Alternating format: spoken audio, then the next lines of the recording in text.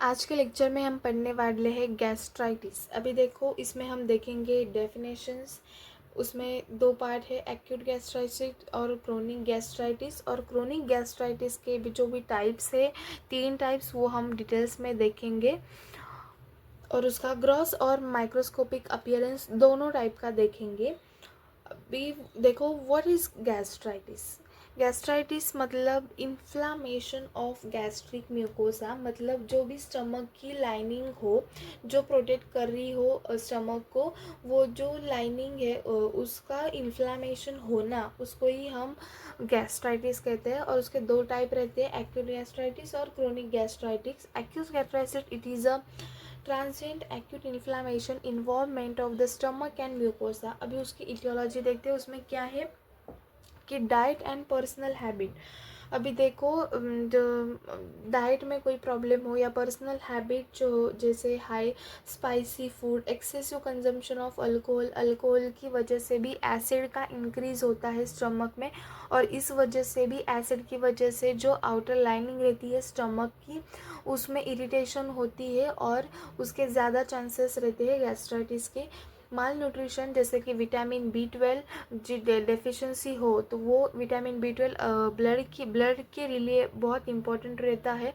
और वही ब्लड अच्छे से नहीं हो पाएगा, हमारे फॉर्मेशन ब्लड सेल्स का बॉडी में, तो अच्छे से प्रॉपरली सप्लाई नहीं होगा स्टमक म्यूकोसा को अच्छे से। तो इस वजह से भी गैस्ट्राइटिस के चांसेस रहते हैं। स्मोकिंग की वजह से भी ब्लड वेसल्स रप्चर हो जाती है, और उस रप्चर हो जाने की वजह से भी अच्छे से ब्लड सप्लाई नहीं हो पाएगा स्टमक को, और फिर भी प्रॉब्लम रहती है गैस्ट्राइटिस के। Infection of bacterial and viral infection. अभी देखो, इन्फेक्शन में क्या रहता है कि एच पाइलोरी इन्फेक्शन हो कुछ बैक्टीरिया का, इस वजह से डैमेज होती है स्टमक लाइनिंग एंड अल्सर्स आना स्टार्ट होते हैं स्टमक लाइनिंग को। और एसिड के भी ज़्यादा इंक्रीज़ होता है उस इन्फेक्शन की वजह से। एसिड का जो प्रमाण रहता है वो भी इंक्रीज़ हो जाता है, उसकी वजह से भी वो जो एसिड है वो इरिटेट्स करता है स्टमक लाइनिंग को, जो प्रोटेक्ट करती है स्टमक को, और उसके भी ज़्यादा चांसेस रहते हैं गैस्ट्राइटिस के। और ड्रग्स, अभी anti inflammatory drugs, non steroidal anti inflammatory drugs, उनकी वजह से भी वो स्टमक लाइनिंग इरिटेट करती है और गैस्ट्राइटिस के चांसेस रहते हैं।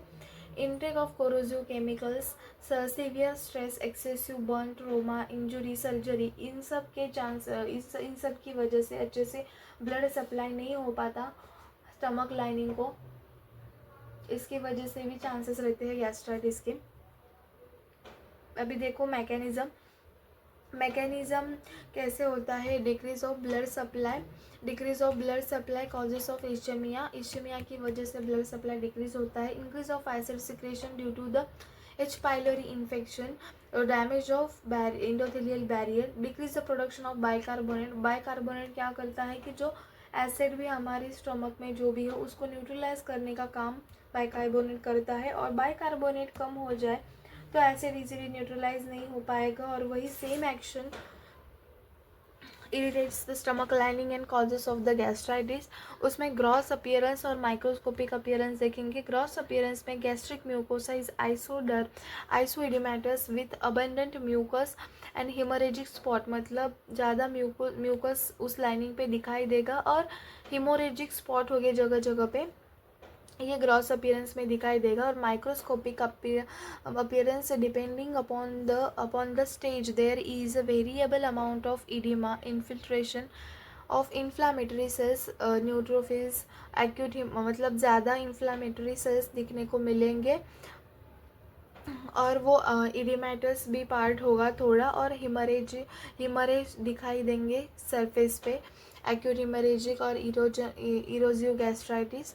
अभी देखो, ये क्रोनिक गैस्ट्राइटिस है। Chronic mucosal inflammatory changes is leading to the mucosal atrophy, मतलब थिनिंग लाइनिंग जो रहती है स्टमक की लाइनिंग जो रहती है वो थिन हो जाए, उसमें म्यूकोजल एट्रोपी कहते हैं। और इंटेस्टिनल मेटाप्लेशिया मतलब one type of the cells is changes into the another type of the cells for the particular time. इसकी वजह intestinal metaplasia usually in the absence of the erosions, इसको हम chronic gastritis कहते हैं। Type 1 और type A जो gastritis है, type है ए है, इस ये ऑटो इम्यून की वजह से गैस्ट्राइटिस होता है। टाइप बी जो गैस्ट्राइटिस है वो एच पाइलोरी इन्फेक्शन की वजह से होता है। और टाइप ई भी गैस्ट्राइटिस है वो मिक्स रहता है। टाइप ए और टाइप बी दोनों में दोनों का मिक्स रहता है।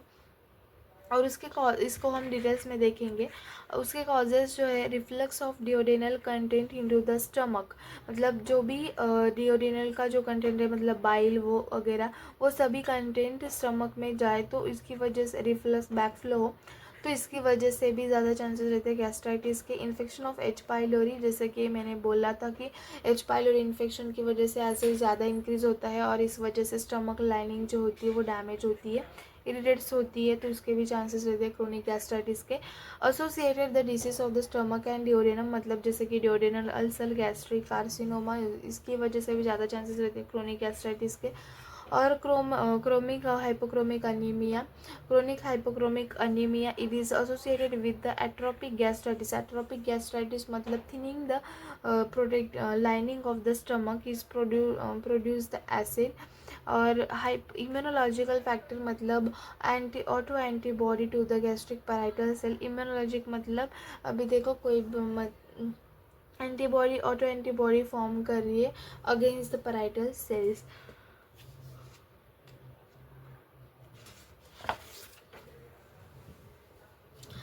उसकी पैथोजेनेसिस देखते हैं। टाइप ए गैस्ट्राइटिस है, टाइप ए गैस्ट्राइटिस है वो बॉडी एंड फंडिक रीजन का रहता है। मतलब देखो अभी स्टमक को 3 पार्ट रहते हैं, बॉडी, फंडिक एंड एंट्रम।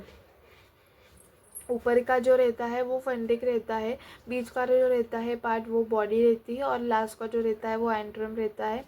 और वो बॉडी और फंडिंग के रीजन में रहता है। वो टाइप ए गैस्ट्राइटिस है। और वो किस वजह से रहता है, जैसे कि एंटीबॉडी पैराइटल सेल्स के अगेंस्ट फॉर्म होती है, और पैराइटल सेल्स क्या करती है, HCl सिक्रीशन करती है और इंट्रिंसिक फैक्टर रिलीज कर देती है। इसकी वजह से भी पर्निशियस अनीमिया के चांसेस रहते हैं।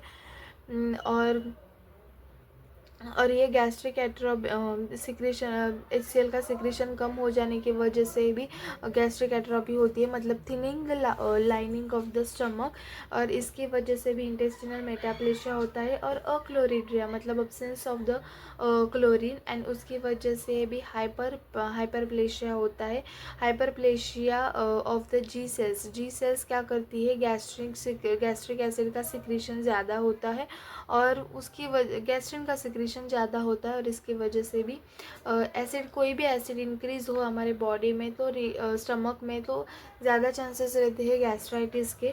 सिर्फ इसमें जो है auto antibody against the parietal cell, उसमें क्या है, HCl का सिक्रीशन कम होता है क्योंकि पैराइटल सेल्स के अगेंस्ट एंटीबॉडी फॉर्म कर रही है ना।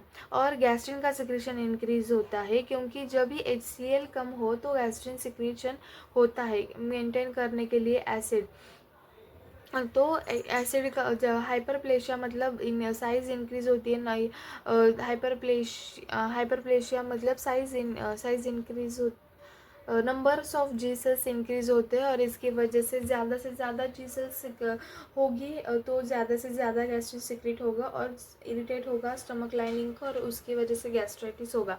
अभी देखो टाइप बी गैस्ट्राइटिस जो है उस due to the infections of H pylori की इन्फेक्शन की वजह से, मैंने पहले ही बताया था कि एच पाइलोरी इन्फेक्शन की वजह से एसिड इंक्रीज होता है स्टमक का, और स्टमक एसिड इंक्रीज हो तो कौन सा एसिड, HCl नहीं होता, इसमें सिर्फ गैस्ट्रिन सिक्रीशन ज़्यादा होता, इसमें हाँ सॉरी उसमें HCl का ही सिक्रीशन ज़्यादा होता है और गैस्ट्रिन का डिक्रीज़ होता है। और HCl सिक्रीशन ज़्यादा हो जाने की वजह से भी पेप्टिक अल्सर होते हैं लाइनिंग को, और इसमें कोई भी ऑटो एंटीबॉडी फॉर्म नहीं होती पैराइटल सेल्स के अगेंस्ट। इसमें सीधा एच पाइलोरी इन्फेक्शन की वजह से HCl का सिक्रीशन इंक्रीज होता है और गैस्ट्रिन का डिक्रीज होता है, एग्जैक्ट उल्टा ऑफ द गैस्ट्राइटिस। ओके, और उसमें antibody against H pylori infection की अगेंस्ट रहती है, एच पाइलोरी बैक्टीरिया के अगेंस्ट रहती है। और ये जो गैस्ट्राइटिस है ये एंट्रम के रीजन में होता है। ए बी गैस्ट्राइटिस है जो body and body fundic and antrum तीन ही रीजन में होता है और कॉमन ऑल एजेस में कॉमन होता है ये। ग्रॉस अपीयरेंस कैसा है कि ऑल फॉर्म्स ऑफ द